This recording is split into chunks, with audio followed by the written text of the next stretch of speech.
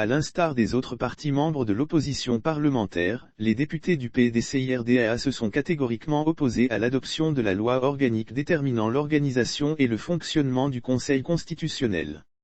Le Parti démocratique de Côte d'Ivoire, PDCI, est formellement opposé au projet de loi organique déterminant l'organisation et le fonctionnement du Conseil constitutionnel. Les députés du vieux parti estiment en effet que le projet présenté n'est autre que la copie conforme d'une composition du Conseil constitutionnel déjà décriée et dont la crédibilité est encore loin de faire l'unanimité. Selon le PDCIRDA, le présent projet de loi ne fait que rhabiller un Conseil constitutionnel aux ordres. Le présent projet de loi s'est refusé à doter la Côte d'Ivoire d'un Conseil constitutionnel véritable, un Conseil constitutionnel au-dessus de tout soupçon, a déploré le parti d'Henri Konan Bédié, précisant que le présent projet de loi ne fait que rhabiller un Conseil constitutionnel aux ordres et dont la crédibilité a été et est toujours contestée.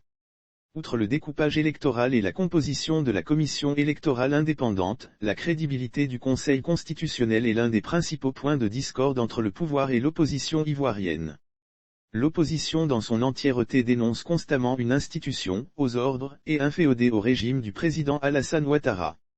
Dans sa composition actuelle, en plus du président en exercice et les anciens présidents de la République, les membres de droit de cette institution sont issus de la désignation faite par le président de la République, le président de l'Assemblée nationale et le président du Sénat. Comment une telle composition peut-elle inspirer confiance ?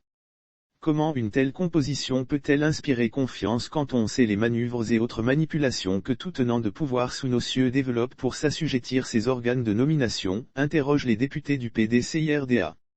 Avant d'inviter le président Ouattara à oser une véritable réforme du Conseil constitutionnel, à tout le moins, dans le mode de désignation de ses membres, pour qu'advienne un jour dans ce pays, une élection présidentielle aux résultats non contestés, parce que la suspicion et l'absence quasi unanime de confiance des acteurs politiques en ces organes comme le Conseil constitutionnel aura été assurée.